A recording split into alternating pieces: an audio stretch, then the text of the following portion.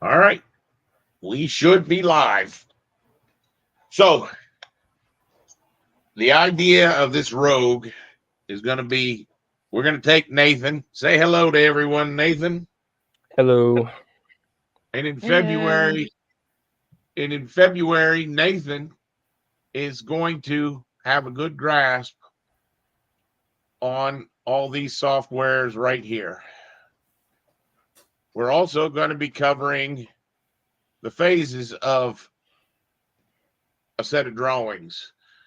Does anyone see anything missing from my phases? I'm pretty sure that we're talking about design, construction, and facilities management.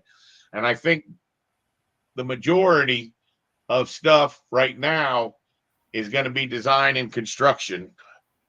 But facilities management is an opportunity that is definitely in front of us, especially with the casino, which we'll talk about more later. And then the things that we're going to need to learn right here's this Revit training. We're going to have to refine a little bit on how you read a blueprint.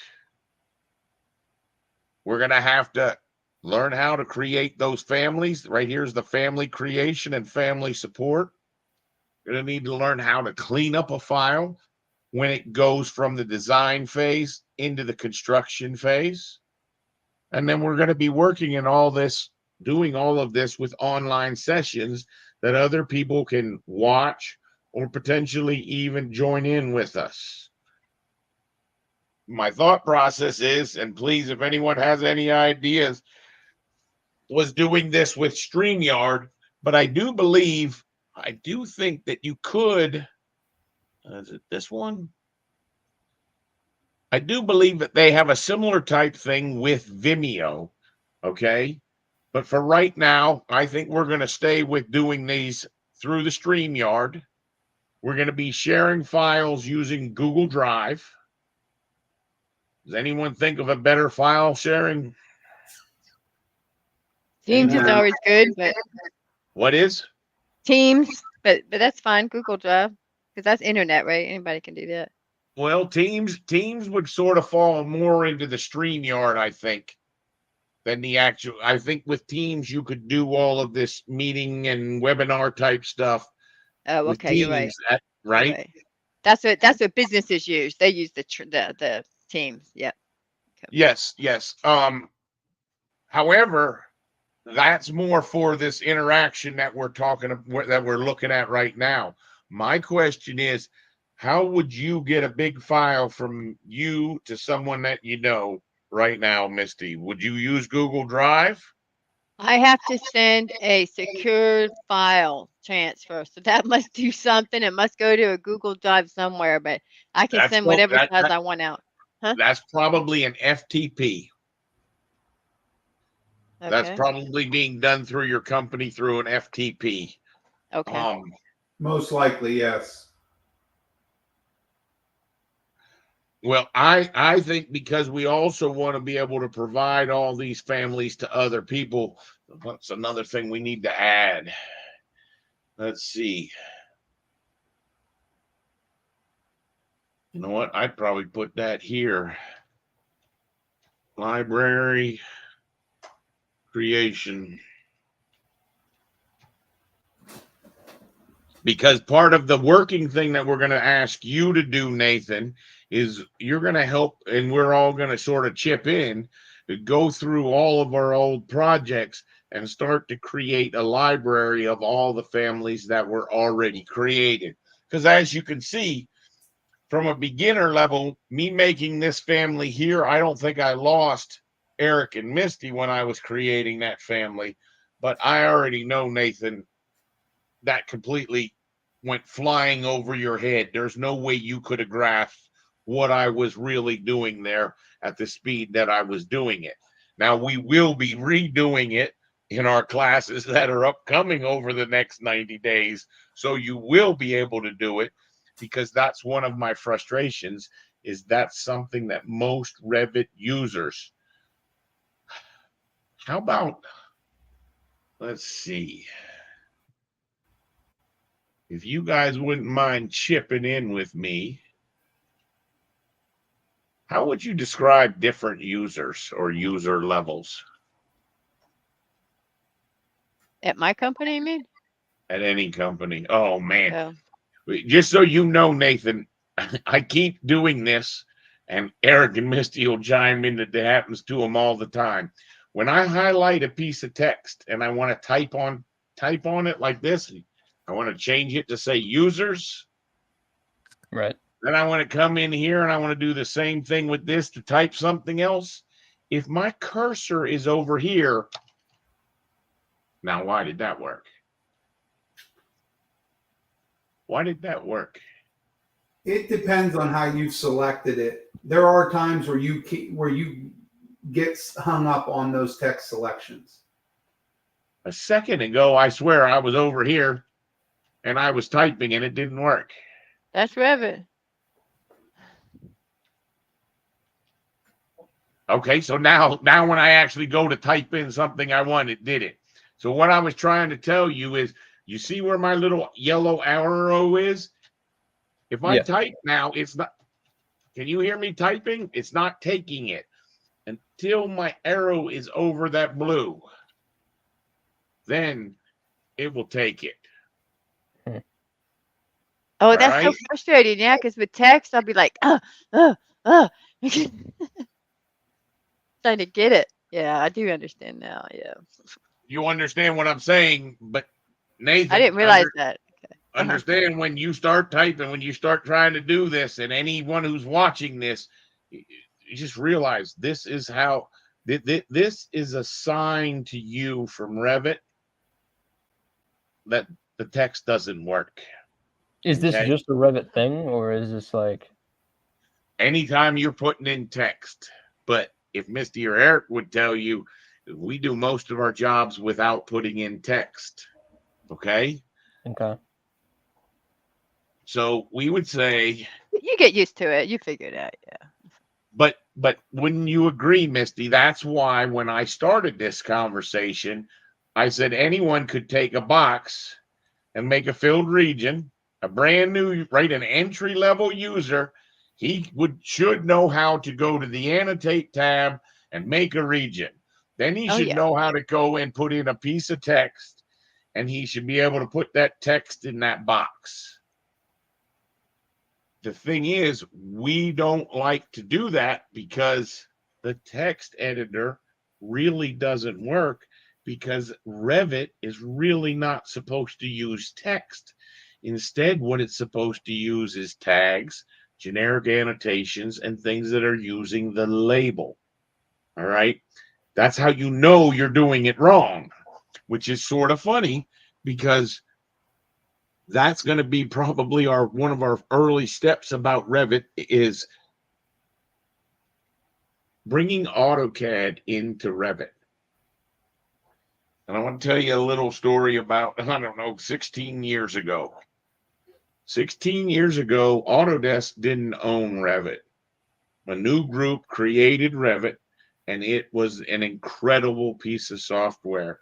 And Autodesk got extremely scared because they knew they were in trouble, because what they had us drawing buildings and modeling buildings in was absolutely horrid compared to Revit. Are you speaking of Sofdesk or Architectural Desktop?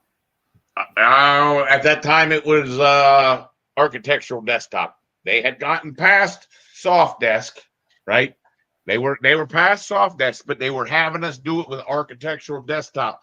Architectural Desktop was the people at Autodesk trying to make AutoCAD work more like Revit, because people were saying, wow, this Revit stuff is really great. An example of how you work more like Revit. Let's see. I'm going to show you. If we did a window tile, and I don't need this family anymore, right? How I would say they were talking about working more like Revit was doing was, the incredible thing Revit did was, let's see here, is you could have a 3D view and a 2D view. And if you went in and you drew a wall in your 2D view, it showed up in your 3D view. See how that wall showed up? That's called object-based drafting, I think is what they called it at the time. So the people at Autodesk said, hey, we can make that happen. And they started making Architectural Desktop, was the name of the software. The problem was they were building on an old technology, and it wasn't near as fast or as responsive as Revit was. Where I was going with this, for all of that time that Autodesk did not own Revit, the one amazing thing was you could not go to insert and you could not link a CAD project. You could not link an AutoCAD file inside of Revit. And they just flat out said, no, we're not going to allow people to link in AutoCAD. When Autodesk purchased Revit, they quickly, by Revit 10, had made it so that you could link in the CAD. The problem was the original founders, the original people who designed the software knew that that was a bad idea. And to this day, it continues to be a bad idea. If you've linked the CAD the wrong way into your Revit project, it can make it extremely slow and frustrating to work with. Okay? So the reason I say that is it's going along the lines with text. I don't believe at one time there was even much text because they wanted you to put objects in, not the individual drafting pieces. So earlier, Misty was talking about or I was telling you how it's going to be easier to train you than it is going to be train someone else. Or Misty was saying she wasn't sure about learning the Rhino and the Grasshopper because you sort of get stuck in your ways. Eric, Misty, and myself all had to learn. We were pretty good in CAD, right? I mean, you guys felt you could do anything with the Architectural Desktop at the time. As a matter of fact, Nathan, we all went out to Las Vegas and they were saying, Revit, the Revit, the Revit. And we were like, Architectural Desktop does everything Revit does. And we were very hesitant to switch over into Revit because we did exactly what Autodesk said, which was we can do that with the software we already got. We don't need to learn a new software. How long did it take you to decide that you no longer wanted to use Architectural Desktop and you wanted to use Revit, Eric? It was the retirement village for Freeman White. Uh-huh. So that was right after you did the hospital for Freeman White. And Yep. we had really done a strong job with the Architectural Desktop and had a good set of drawings. But I think we had to do expansion joints and it became an absolute nightmare because it became very hard to revise it, right? We were able to put the hospital in, but to make the revisions that were asked of us, it became very difficult. And see, Nathan, that is the beauty of Revit. It's easy to revise it. You see where I'm going with this? You see where the name comes from? Because a lot of times people call a revision a rev. They'd say, hey, what set of drawings are you working off? I'm on Rev 6, right? Yeah. Well, that's what Revit means. So a really good AutoCAD user for probably your first year or two will probably be able to throw a project together much quicker than you may be able to do with Revit.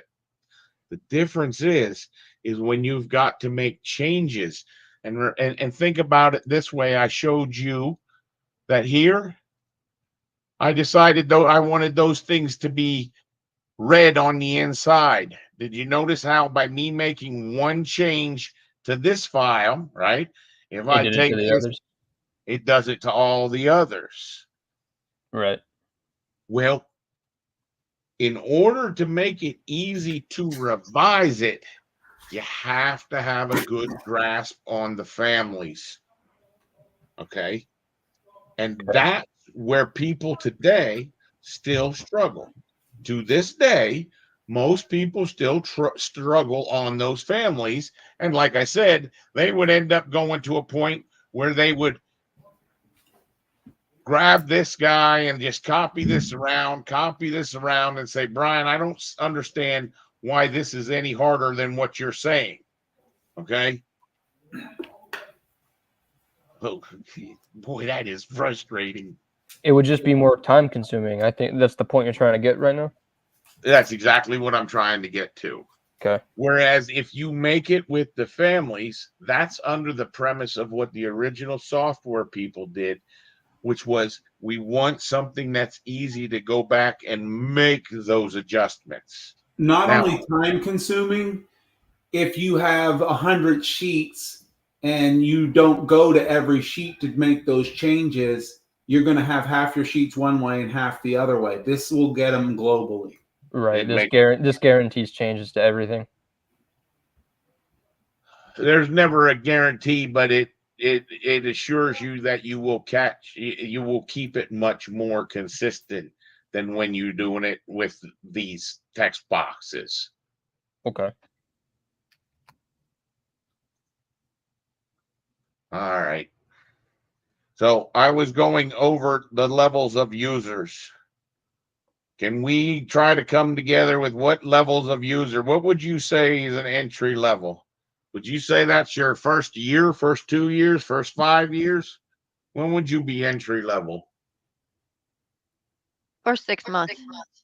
If you're doing Revit and you're working on projects, you're getting better. I'll tell you what, I would say it probably till you got your first project done. That Yeah, sounds because fair. you got to go. Yeah. Got to So go through the whole process. if you got a project done, then what would you be? What would be the next level of Revit user? Intermediate. That's what I was thinking. Intermediate? If you do it correctly, the project. Otherwise, you'll learn always all the mistakes and getting better. Yeah. Yeah, Misty's right. If you've done one project and 3 of your processes are pretty archaic or painful, I wouldn't say you advance until you understand why you're getting hung up on those things. Okay. I like that. After you got past that level where you're starting to get some fundamental processes down, what would be your next level? What do you mean? What are you getting to? I'm just trying to put down what level of users that you would, in other words, there's no way to quantify right now. The industry doesn't quantify what kind of Revit user you are. Right? When you applied for your job that you just applied for, Misty, what level of user did they say you were going to be coming in at? They really didn't know, so they don't know until you start doing it. But yeah, higher level just because I've been doing it. But that's why I was a contract for a year, so they could see how good I was, or just my level. What would you said you? What would a level would you said you were after you were done working at Circle K? You wouldn't have been an intermediate. Would you then call that an advanced? Yeah, that's a good one. At Rosendin, they just use BIM user or BIM modeler 1, BIM modeler 2, and BIM modeler 3. So they had 3 levels, which Yeah. probably corresponded to the entry level, the intermediate, and the advanced. Correct. And the advanced could just set up the job and pretty much take anything that anyone gave them and could make a project out of it, and sheets and all that. All right, so an advanced user can do anything it is required to get a project completed. And that would include family creation, because family Yeah. creation is not something that every user gets into, because when you come into a job, I would bet you I could find hundreds of users that are advanced that don't create families. okay, so you're thinking there's another tier. I do. I think there's a pretty wide gap in between intermediate and advanced. If you're saying that someone that's advanced can do absolutely everything for a project, and someone who's intermediate is just now learning their mistakes out of their first project, you know? Well, I tell you where I can throw shade to that. I mean, and by all means, that's great input. But wouldn't you guys all agree that I could do a whole entire project without ever modeling a single thing? I could do it all with drafting views. What? You could do an entire project, the floor plans and all, with Just like nothing. AutoCAD? Mhm. Just like, well, come on. That's exact. You said it exactly, because that's where I was going. That's what AutoCAD was and still is to this day. Is there are a lot of people that draft a set of blueprints. So I guess where I'm going with this is, Are you looking for a guru level or a no, well, that's tossed around, that guru level. I don't want to go to guru level. Okay. And it's neat what Jaffe actually uses for his title is a computational draftsman. Okay. He drafts with computations because that's how the Rhino and the Grasshopper work. But I'm almost thinking something more like object based advanced,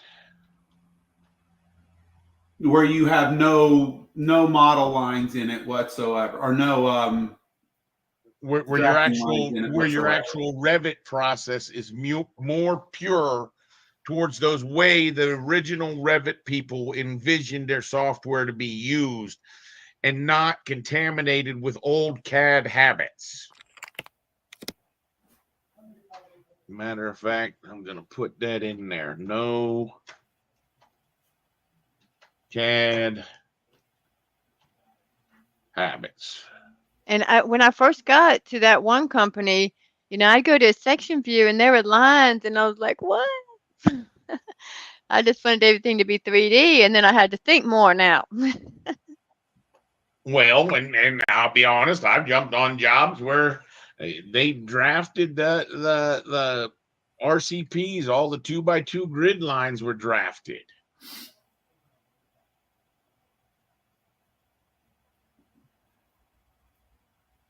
And then I think there's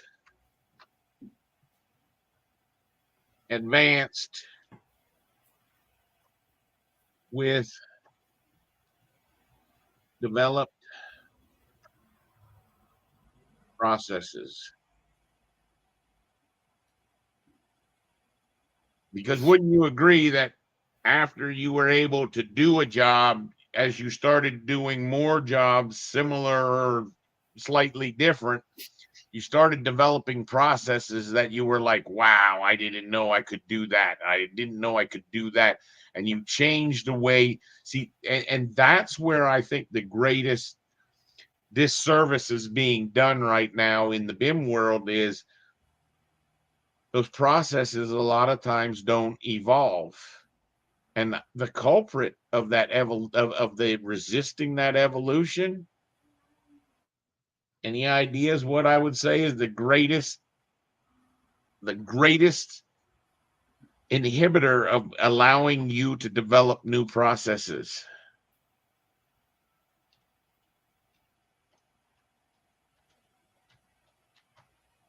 Yeah, because everyone falls back to the old school if they're not sure what to do. Because companies have to make BIM standards in order to make it so that Nathan draws at least to my level. Yeah. Right. Yeah.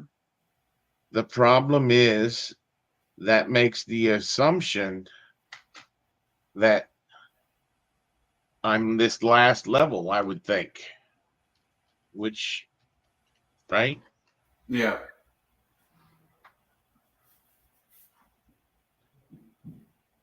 And when these BIM standards are set up when you're at one of these levels, it basically builds a firewall to make sure that no one in your firm gets beyond that level. Is that what you experienced at Rosendin? Didn't you feel as though there was many times you were being held back because this was the standard that was set up? Well, there was basically in my position, I was incredibly lucky because I was able to work with someone who was more advanced and he knew my knowledge. So he allowed me to break BIM standards of Rosendin's, which if you work at Rosendin's, if you are a modeler, you are modeling the project or you are coordinating the conduit or whatever, but you are never to make your own family. If you want a family made, you have to put in an order, and there's a team of people that just make families. And I think that that's detrimental to everyone. Because you need to be able to know how to make families. Because when you pass that family off, hold that thought. I think it's more detrimental for another reason. Those people who created the families, did they work in the projects? No, that's what I was just going to say. If you pass that family off, they don't know exactly the situation you're trying to put it into.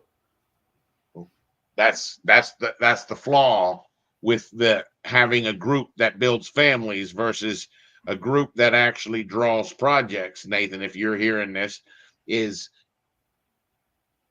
if what you do is you have just these people that get that high level in the families, you really can't write good families unless you're using those families and evolving your process to say, I could do this better, I could do this better, I could do that better.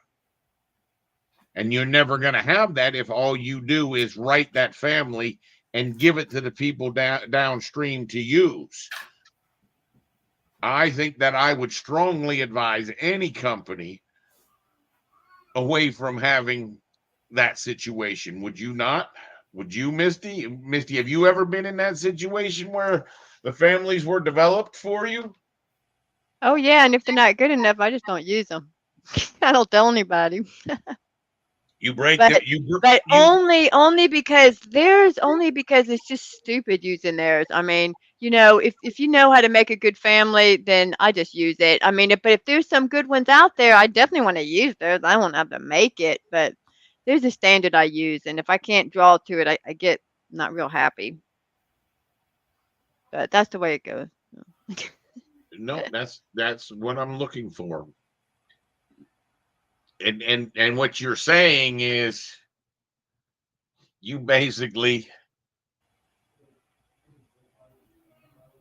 ignore the BIM standards, right? Only if it's not good. Now, some places are coming up and they're getting good libraries to use for stuff, but they just, I don't know, that the Autodesk doesn't give you anything, and if the company doesn't have good family makers that can make stuff, it's just hard. It's almost impossible. And how some users do it. So, if they're Is there any new. way for me to bring that in front of the text? Never.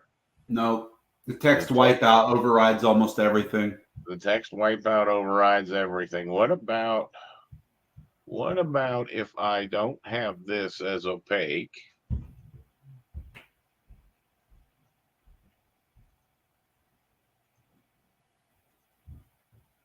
Now my question would be, is that hatch on top of the text, which we could look at that by saying that the color of that hatch is red. And now if I bring this to the front, it can never be on front. The text is always on top. Did you know that? I didn't know that. What I did right there, Nathan, was I tested something that I didn't know. Okay. I And got you. believe me, there is a lot that I don't know till this day. But what I know how to do is I know how to test something once I get a question. And that's where we need to get you to. That's where you need to be at the 90 days. You will not know how to do everything, but you will know how to figure out how to do everything.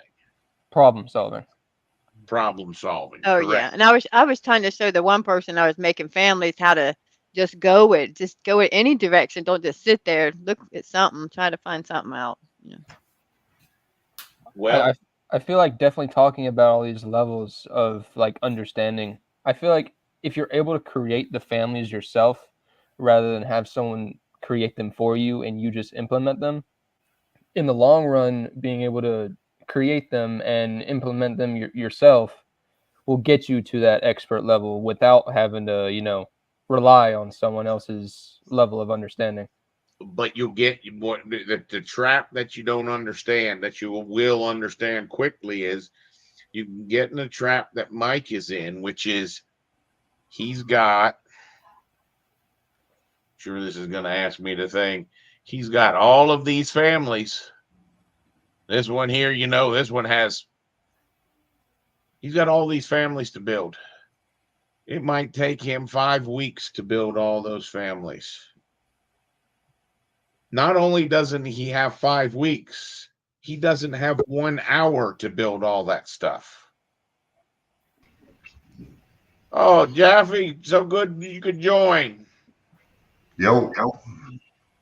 If you just hang tight and just be there, I will come around to you before long so that you can give us some of your ideas on your stuff. But just bear with me right now. So Nathan, you're exactly right that it is best that you can create all of your own families. But when you're working on a very big project and you've got a certain deadline ahead of you, and all of a sudden you start to get these submittals, I will tell you it is very hard to make all those families. Misty's actually doing that right now.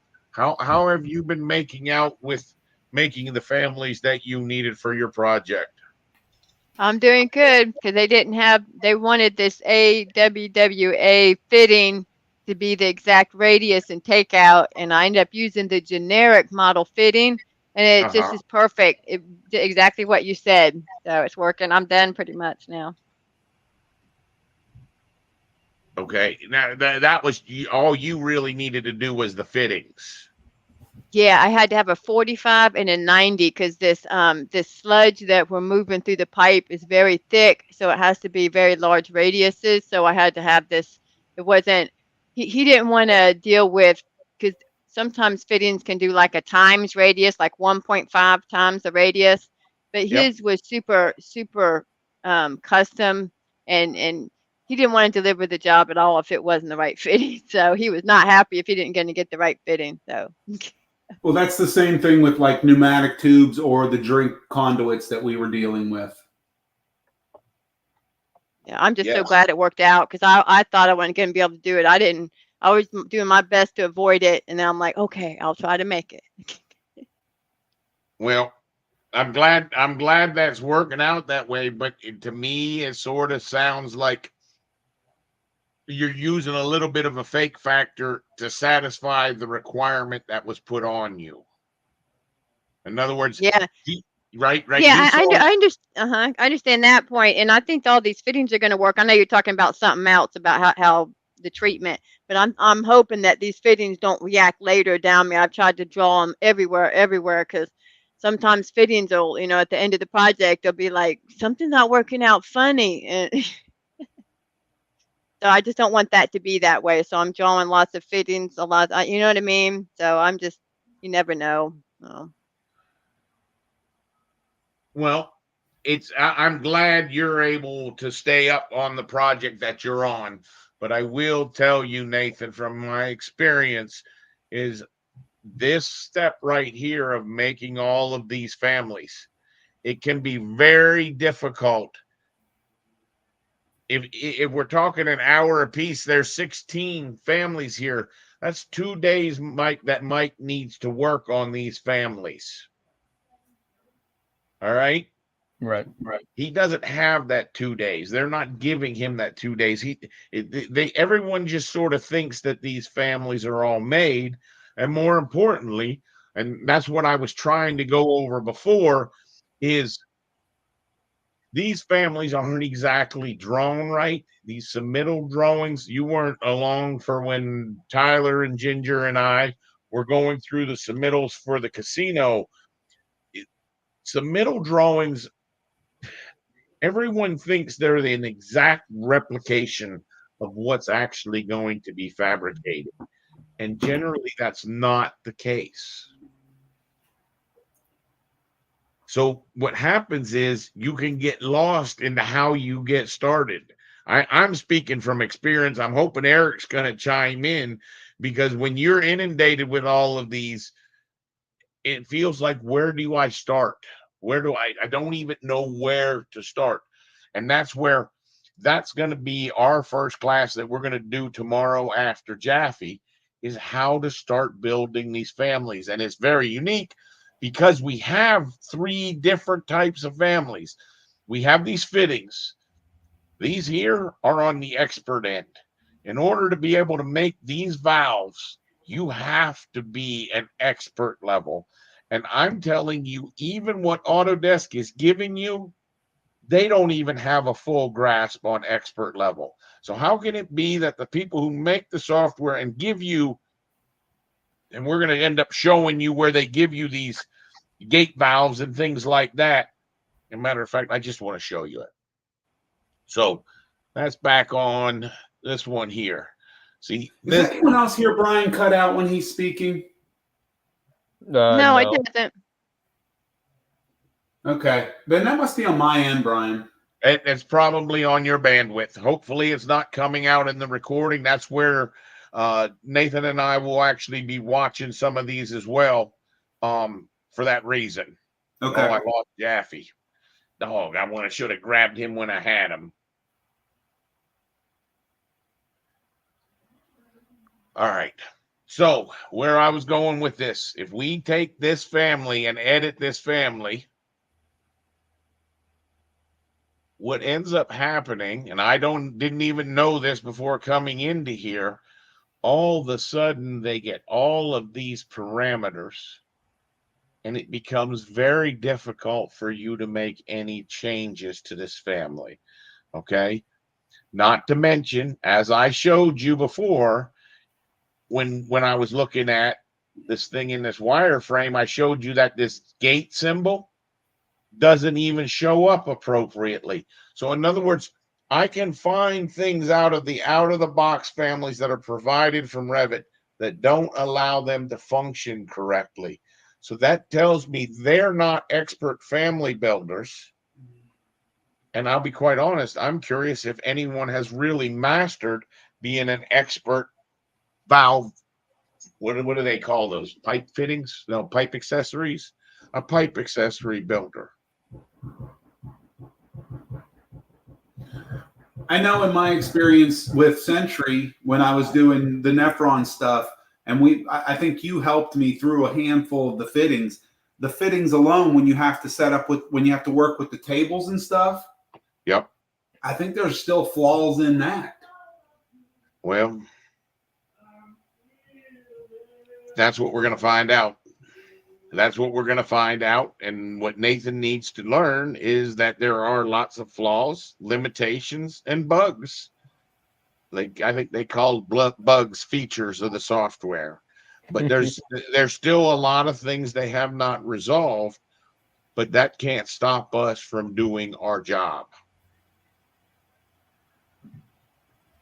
So I guess a real expert level, because that's where we were right there at expert level.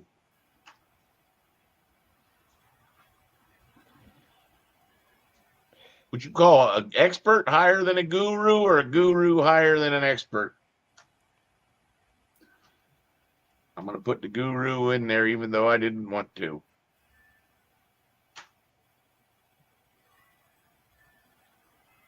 A guru knows where the flaws are, the weaknesses are in Revit, and knows how to surf around them. And that's a little bit like I was trying to show, because I mean, what would any one of you guys do? Here's a perfect example. Guys, the guy standing over your shoulder, and all I'm asking you to do is put a line through that word BIM standards. I would probably, isn't there a way to do a strikeout on text?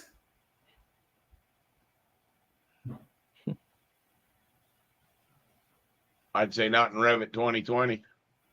You saw what I did there, right? Yeah. See, where he was talking about a strikeout, that would be like, I can underline it. Yeah, you And can't it put like worked. a strike through in it. I can't put a strike through. Okay, once again, how do we get that to happen? I would bet. Oh, let me see. Can I get that to be on top of the other? Is it on top? Let's see if we went here. Change. I could do it with that colored one.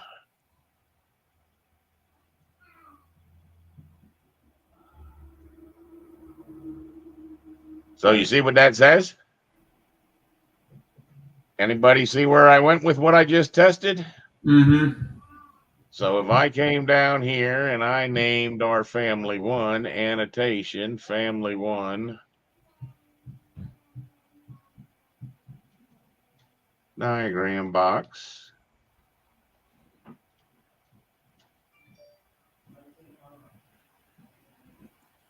And then I came to this guy, which was my tag, and I said, create a line, load that into the project.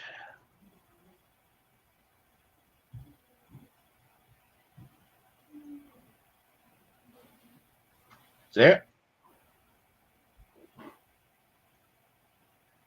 Yep.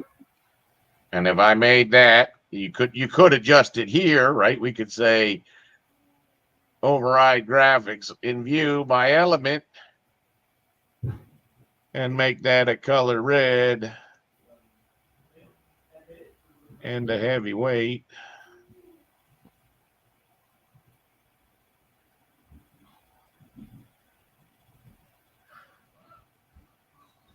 How many people do you think you would find if you went on to the Autodesk users group? Let's actually do that, because it's going to be beneficial for you to be able to see that. Let's see, not that one, this one. Oh, this one, that one. Autodesk user group. You got an E in there. I see it, buddy. Thank you, though. Always appreciate someone pointing out Revit or red lights to me. Haven't been here in a while. There we go. User groups. No, that's not the one I was thinking about, was it? Right there, the second one.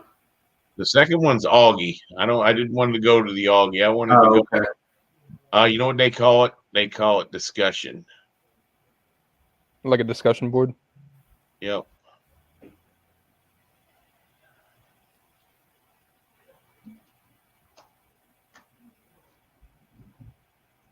That's it. See, then you could go down here to Revit, which I haven't been in this in a while. Revit Cloud work sharing? That wouldn't be the one I would think. I would think it was other forums. No, not that one. Autodesk. Boy, oh boy. There it is, Revit products. And from there, they have an architectural forum, an MEP forum, a structural forum. And then they got these two other ones. This is the programming language. And then this is ideas so that you can share with the community of things they should put into Revit. So if we went to the architectural forum, what we would end up finding out is here's some questions that people had. And I bet if you posted that you want to put a strike through a piece of text, they would tell you that it can't be done. However, you saw me just do it. Now, this is going to be another piece of what we're going to do, Nathan, in your training, because part of the way that I was able to attain the high level of Revit user that I am is for a long time I would go down this list and see how many of these could answer. Oh, here's a nice one. What do they say about Revit bolts?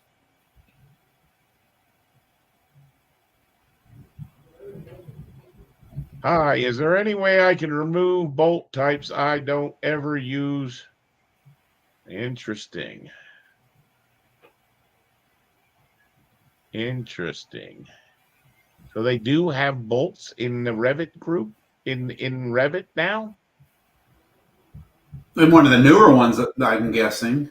I'm guessing that they have added those in there. Nice.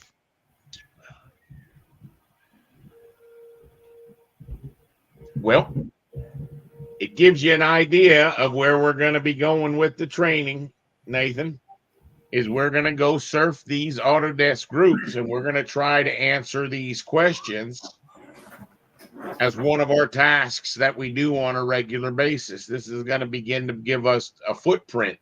Now, if someone had asked, could you do a strike through? That's my favorite thing, to be able to solve a way to do what other people say can't be done. What you didn't understand was I did that on the fly right now by simply learning a couple of things. That's why I kept testing this idea. Can a generic model go on top? And I would bet that I can take this guy. No, you can't. Can you? Do you see what's missing from generic annotations? Leaders. No, generic annotation, you can't move to back or move to front. Text and generic annotations don't have that. How can that be? Because they're probably set to priority front. Well, you have your text for opaque and transparent. When you make the text, they obviously give you that. Yeah, but what I'm saying, and I'm going to want Jaffe to talk here. And Jaffe, just bear with me, and then I'm going to give you the stage. So what if I wanted that red line to be below the grasshopper text? Can you think of any way that I would do that? I'm guessing what I would need to do is have that placed first and this placed second. And I'm guessing that it's going to go behind. Now, we won't see it until I override it. Let's see, color red with a heavy weight. And I was right. So you catch that? You see how the only way that you could make the line be on top of the text is if you have the line after the text. It's basically a bug in the software. And Jaffe, I would love for you to try that in a new version of the software if at some point this week to see if they've ever resolved that. But do you see how go ahead? What are you doing? Is there any way you could open a new version of the software? Yeah, I got Revit. Revit 2025. Can you share the screen? Yep. Let's give it a sec. Oh yeah, you're fine.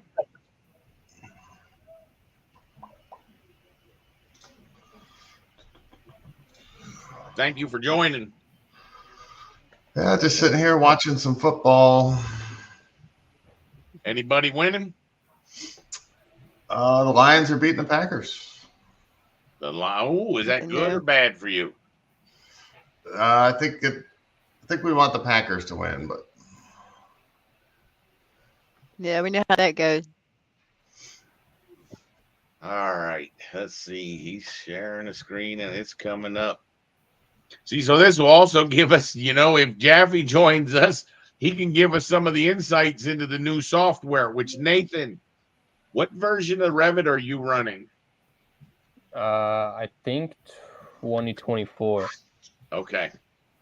So I'm going to need you, when you come up here to pick up that monitor, I need you to pick up the 2020 dongle so we can get you working in Revit 2020. Okay. Because that's what we want to do all of our work in. And we'll get into that at a later point. So Jaffe, this isn't even the latest. They came out with a 0.3, which has a couple kind of neat features. 2025.3. Uh-huh. All right. Can you place a piece of text? Yep. Model text or Nope. Just no, regular no. annotation text. Type anything. I don't care. Just gibberish is fine. And all I want you to do then is zoom into it. And I want to see if you can strike a line through that word text. All right. So detail line. Uh-huh. We'll go wide.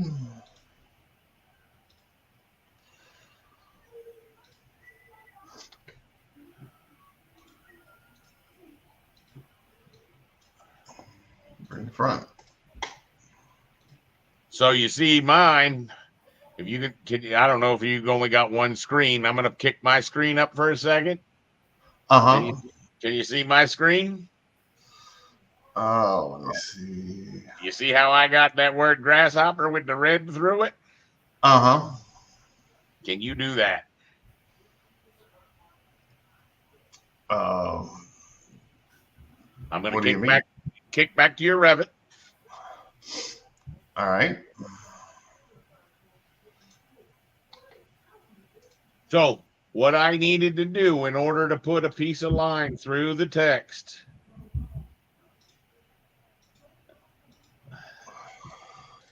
Yeah, that's getting closer. And if you change it to red, do an override, make it red.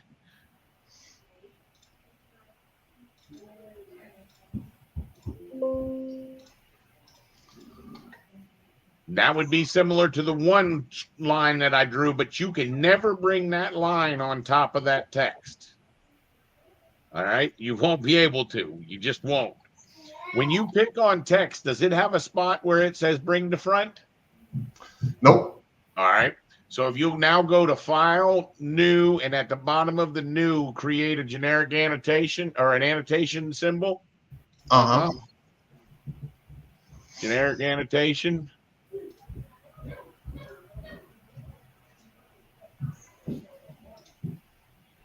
Yep, delete that. Draw yourself a line there. Just a line? Uh-huh.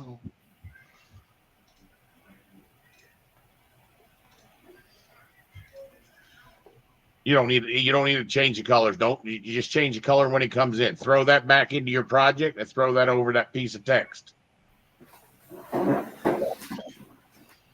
Now do your override. All right.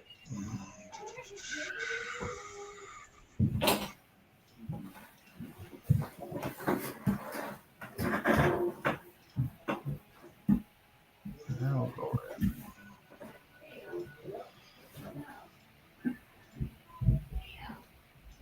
Look at that. Now, do you have a bring to front or send to back? On the Yep. nope. All right, so there you go, Nathan. 5 years and they still haven't solved the problem. That's pretty crazy. Okay. Do they know about the problem? No. Of course. Well, who knows? Maybe they do. Maybe they don't. I don't really care. The moral of my story is to try to let Nathan know that even though someone could ask for that, now I can tell you how I just showed Nathan that if you want that to be behind, what you'd have to do is move the text up and then copy a new one down. It's basically order of draw. It's the order that they were drawn, which is why haven't they added, right? Oh, you're on this one. Yeah, there you go. Yeah, exactly. But there's no way for you to reprioritize those for the annotation symbols and stuff like that. They started adding that like in 16 and 17. So they knew it was a problem, but this is one of those things where the problem's so big, they just haven't resolved it everywhere.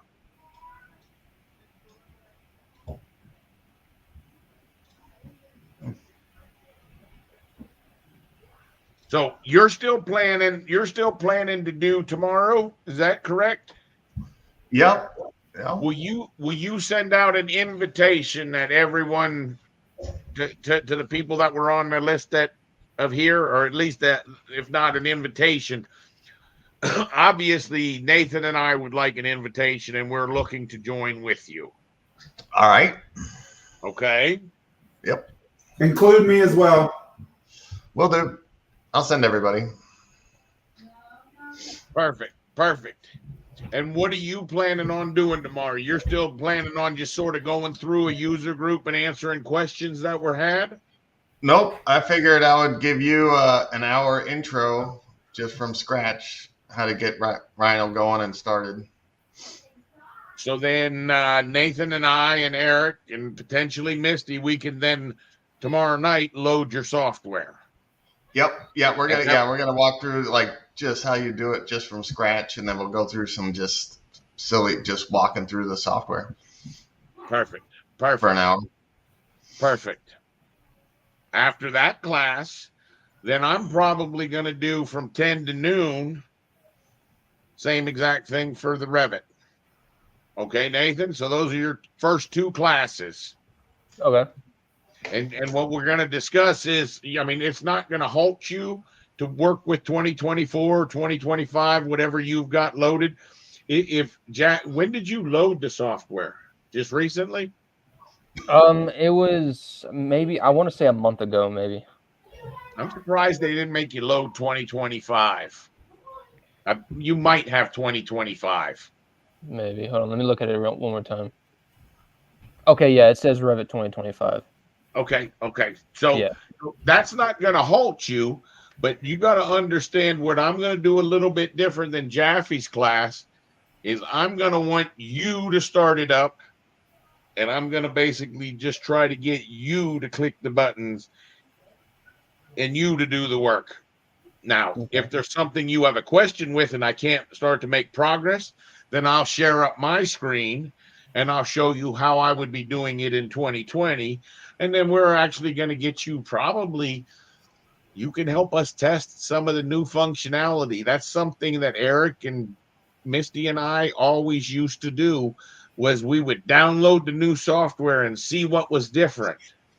Well, for anyone who's watching, we've lost that interest because there just hasn't been enough returns from the new software. Jaffe may feel differently, but remember, and Jaffe, if you just want to let everyone know, Jaffe works for a company, McNeil, correct? I do. And he is the premier expert. And tell me what I should be putting: Rhino, Grasshopper, and what else? Rhino inside Revit. Well, that would be here. That's the one that's going to really appeal to us, is this one, Rhino inside Revit.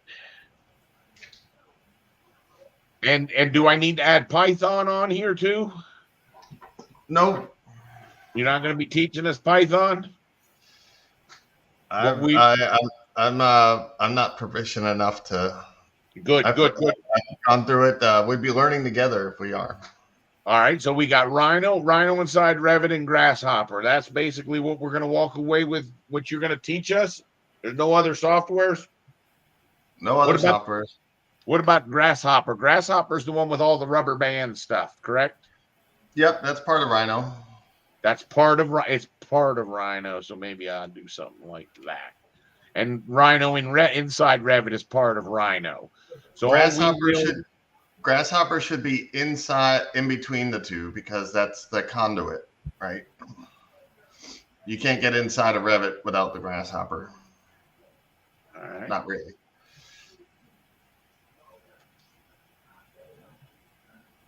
There you go. Something like that. That'll work. All right. All right. So we don't need to load it. You're actually going to show us how to load it and show those fundamentals, and then we'll load it. How often do you think you're going to be doing your class? I don't know. Every day. Every day, 8 to 10. Yeah, like I said, yeah. I mean, just I figured this is a good way to get started. I have no real plan. No real plan. Okay. So you can see where he comes from. He might have been trained by me. How many years ago, Jeff? 30, 20, 24, 25 years ago, Jaffe and I started this. Just giving you an insight, Nathan. Now, by all means, he sort of really has made his mark on this side. And this is really, I'll be honest, this is pretty exciting stuff. This, as I said, he calls it computational drafting. Have you found anyone else who calls it that, Jaffe? No, I mean it's computational design is what the architects call themselves, computational designers. So that's why you say computational drafting, because you're doing it more for the guy in the trenches. I like it. Yep, I mean that's where we have a drafting background, so I have no problem kind of promoting it as drafting, right? Because I'm doing dimensions, doing everything. I mean, it's computer assisted design, right? Yep. Well, part of what you missed that I told, I was talking to everybody earlier about was, I think one of the things I'm going to start to do is go back to some of my Vimeo and actually, that way I can watch a video. That's right. You won't be able to hear the volume unless I share it the other way. But I can actually watch some of the old videos. Actually, just once. And I could actually describe what was going on. I recorded this so many years ago.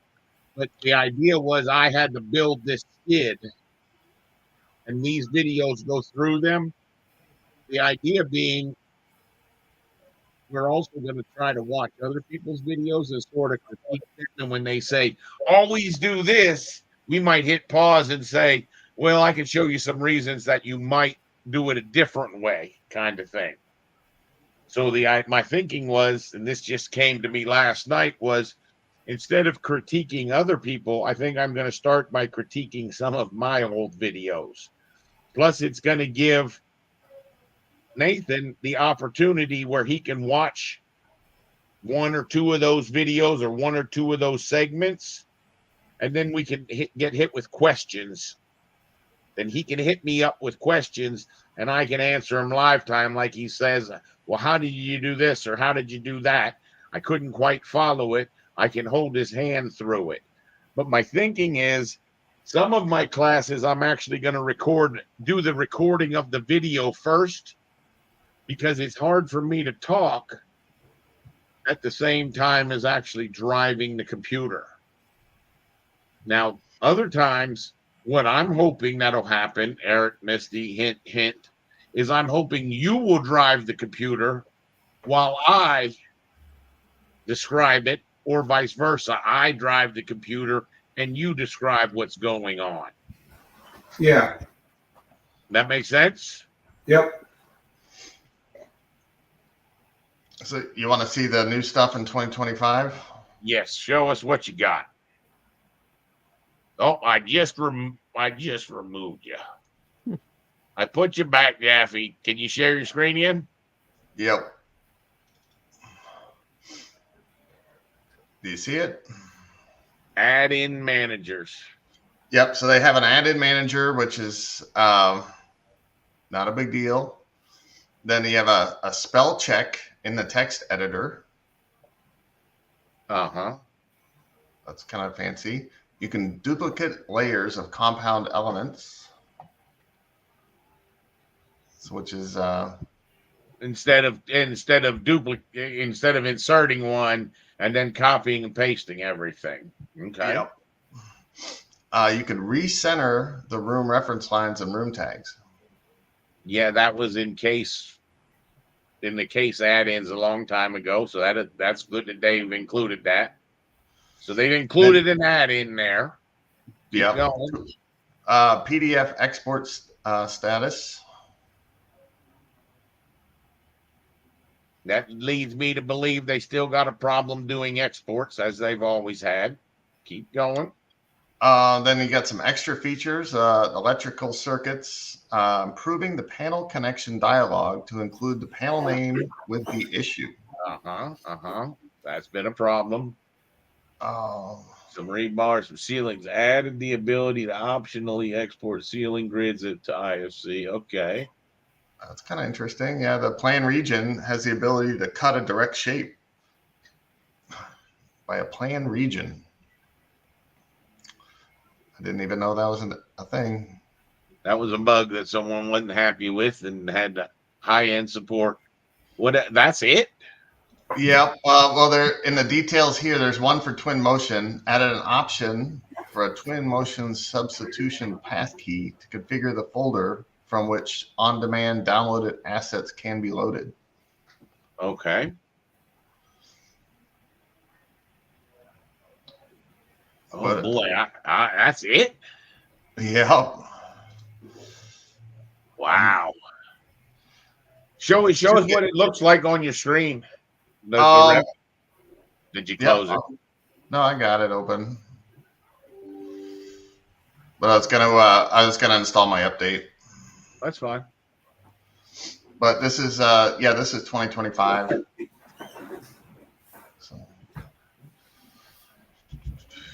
So it looks about the same. Can you zoom on the project browser? In other words, if you go over the properties and yep, you can now. See, I'm pretty sure we can't. That's right here. No. Yeah, we can't. You do it with the control in a row. Yeah, and then they got all these little tabs here. I don't think I've ever seen those. Wow. Oh, to get you straight to the family, straight to the links. I like that. That's actually pretty nice. That's actually should have been done a long time ago. That actually should have been done a long time ago. And the first one is all. Yep, that's everything. Yep. Yeah, that's a nice little one. Give yourself a yes. Give yourself a yes so it makes the changes. Oh, you got to get out of the software. Yep. You probably want to get out of the software to do that. All right, I'm going to stop sharing. All right, I'll throw mine back up on there. Yeah, the ability to see right here, we could zoom this, but we couldn't zoom this.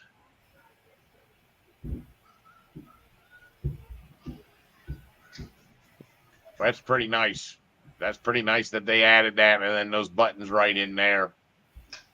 And by all means, my thinking is I'll probably find a lot of other enhancements when I'm doing my work with Nathan. To be like, oh, wow, mine didn't say that. Let's see what it actually does. And I'll walk him through it.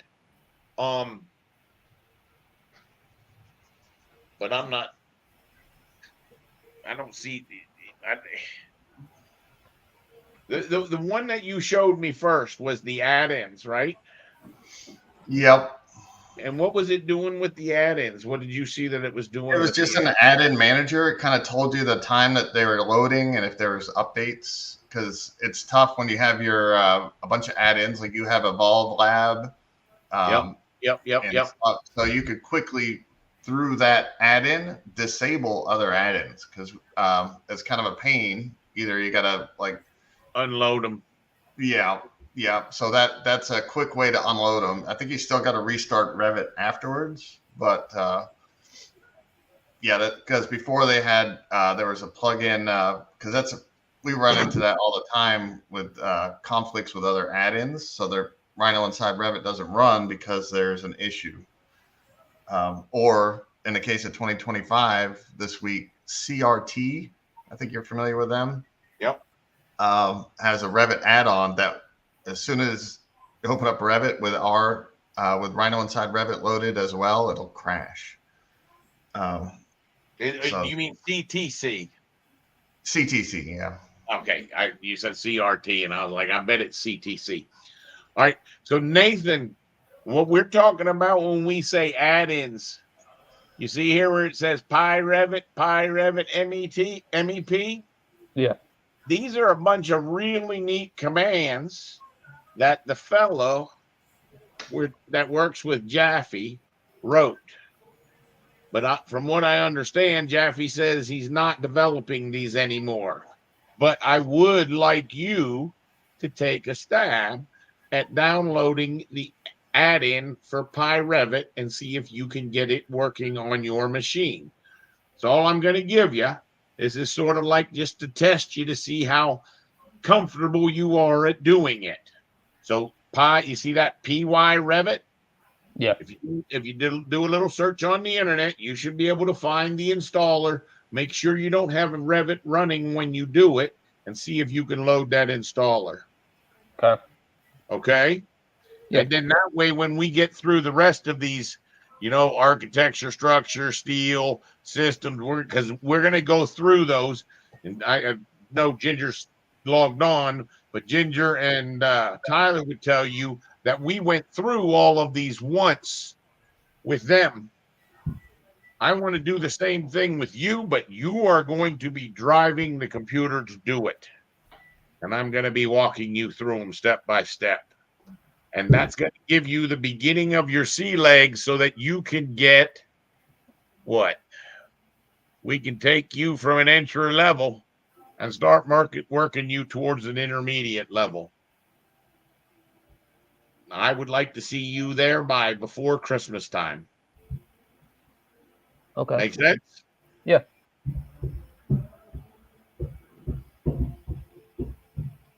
Anybody have any questions or ideas about how we implement what we're talking about? No? No, not at the moment. You're not going to help me out on filler on where to go from here? Oh. Well, are you actually trying to go the whole 4 hours tonight? I mean, No, I don't. No, I don't think we have to. I'll be honest with you. This Sunday night one, what I'm really hoping that's going to be is that's going to be when Ginger and Tyler and Nathan, we get on here as our Sunday night group, and we do as much as we need to answer any questions you would encounter during the week. This is going to hope, and then hopefully other users will potentially join. And this would just be a basically way to kick off the week of what we're going to do this week. So for tomorrow, we're going to do 2 hours with Jaffe, try to get a good understanding so that we can at least load and see what we're in for with that Rhino and the Rhino inside Revit utilizing Grasshopper. We're going to do 1 hour. Oh, 1 hour. What are you going to do for the second hour? You're going to do questions that are open that you find on user groups? I was only planning on doing an hour. You were only going to do 1 hour tomorrow. Okay, yeah. Perfect.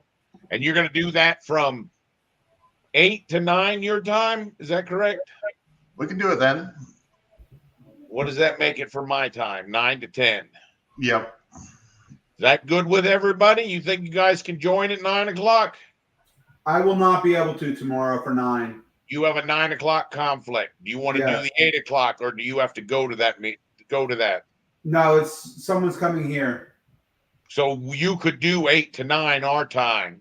Yes. Which would be 7 to 8 Jaffe's time, which is what he originally said he wanted to do. You good with 7 to 8 your time tomorrow, Jeff? Yep.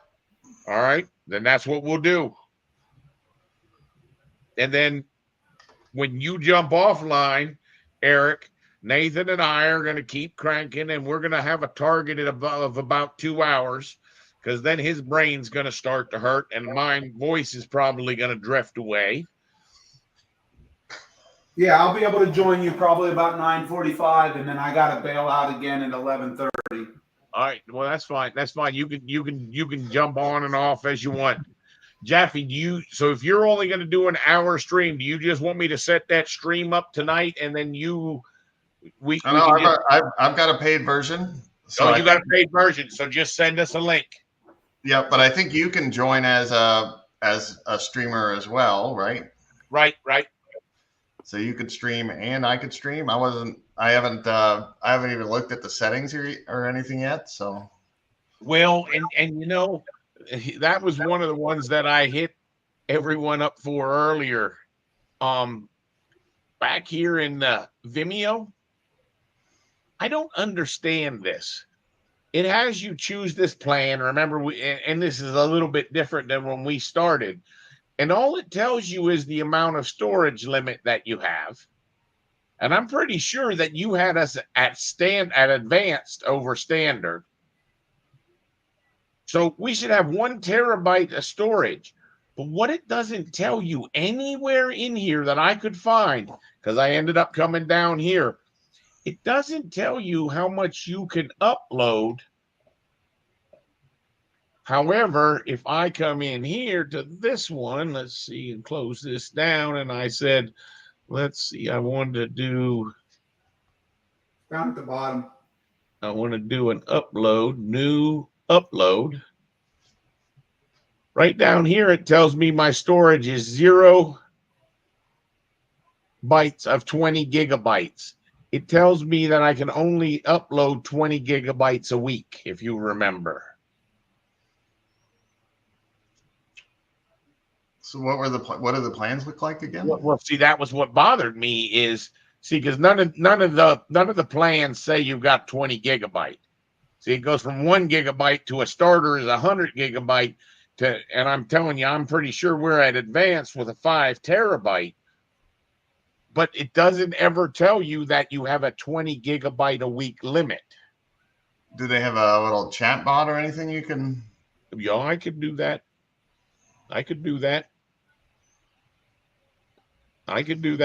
That'd be something we'll do tomorrow. Yeah, I'm sure we can find out.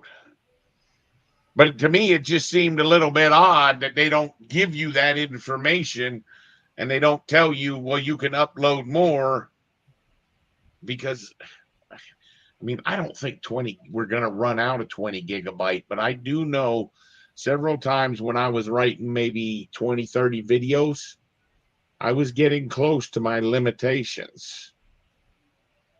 And if we're talking about 8-hour streams, right? If I wanted to upload these streams to Vimeo as well as to YouTube, as well as to a third party, and that one I was thinking about was what the hell's the name of that?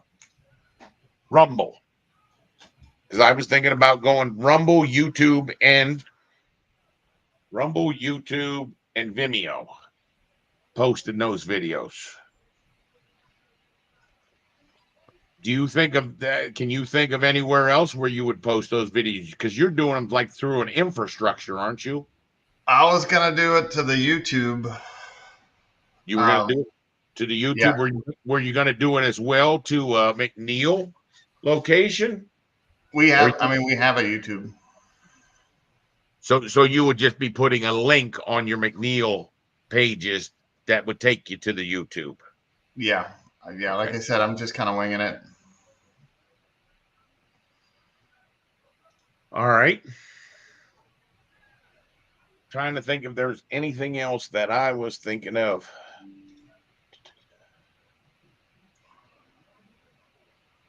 Let's see, this was all extra. Can you think of any other user levels you would put on there? Entry level, intermediate, advanced, then object-based advanced with no CAD habits, and then advanced with developed processes, then an expert, then a guru. And what we were saying is the biggest thing that holds you from moving from one to another is actually BIM standards that have been put in place. And I know you're not real Revit, so that's not real big for you.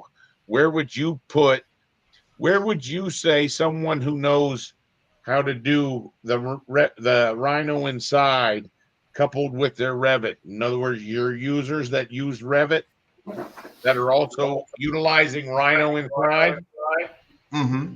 would you say that they were experts, gurus, advanced, intermediate? You have all of them. Yeah, I wouldn't imagine you would have entry level Revit people using Rhino inside, or you think there are? You do. No, you do. You do. You do. They don't know Revit. They don't know Rhino, but they can they can get what they need to do done. Typically, there's a couple of easy ways to transfer geometry, and there's some simple workflows. But yeah, some people are very they don't know how either one works. All right, I wouldn't have seen that. I wouldn't have guessed that. I wouldn't have guessed that. Nathan, you got any questions? As of right now, no. I think once we really start getting into it, I can guarantee you I'll probably have quite a few. But as of right now, I'm understanding what's going on. All right. All right. So, you got any concerns? No. Do you think that when you're looking at,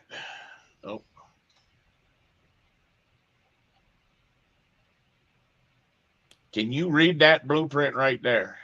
Can you read what that is and have an idea what that would look like three-dimensionally? Yeah, I can have an idea. You can have an idea? Cool. Same with this one here. Let's see. Let's go to one of the ones that's rotated correctly. So when you look at that right there, you think you could build that if you knew how to use the tools? If I knew how to use the software and implement what I see right here into the software, yes. Okay, cool.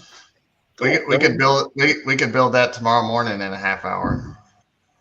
Well, that's what I'm planning on doing, because these are the ones that Mike ends up needing.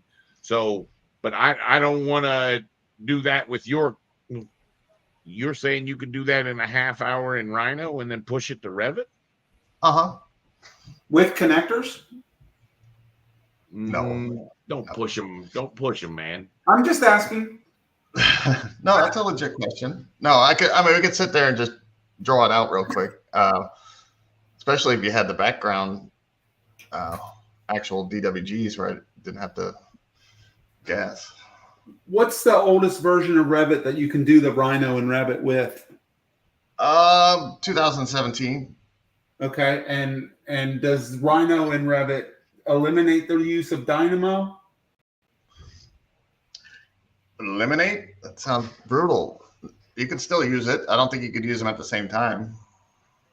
But would there be a need to? I mean, I've only got a little bit of Dynamo. Would it? Dynamo's got a lot of cool stuff, and it's actually getting better and better. Okay. But there's processes in each, like with any software that are more favorable to do. So okay. It depends what you're doing, I guess, or what you're comfortable with. Generally, a lot of people still prefer the Rhino inside Revit, from what I found. But obviously, I'm only speaking to those users. So yeah. I would say it supplements Dynamo. Okay, that's better. I just, like I said, I had minimal knowledge of it. I was getting a hang of it. Would it be something that's worth learning more in it, or would it be better? Would I get more power from the other?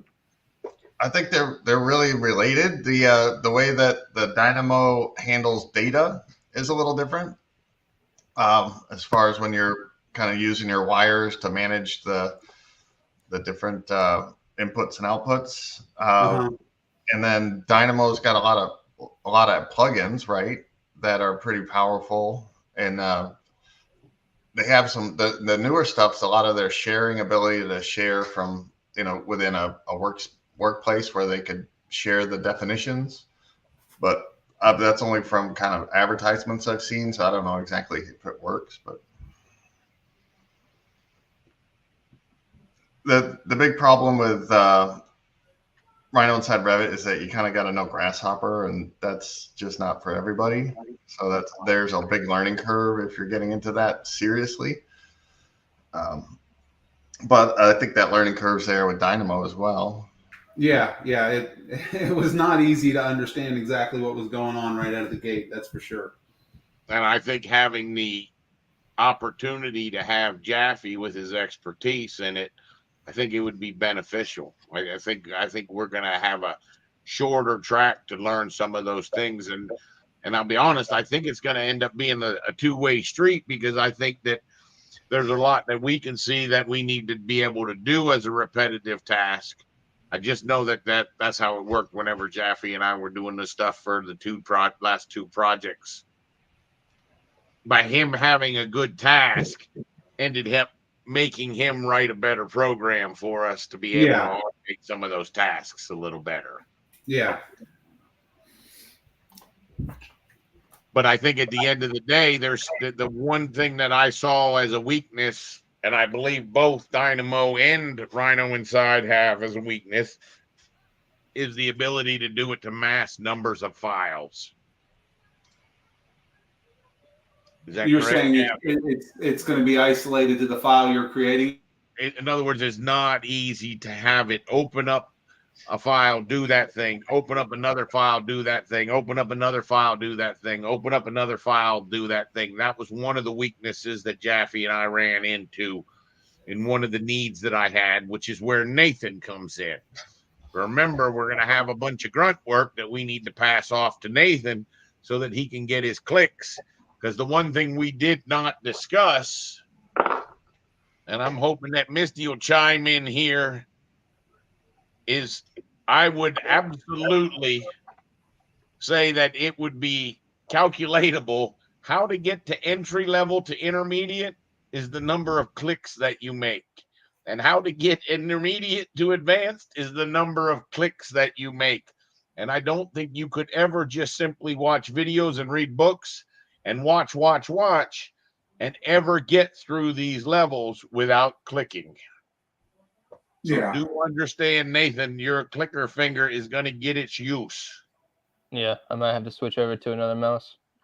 Yeah, you might. You might wear out a mouse or two, or at least a battery.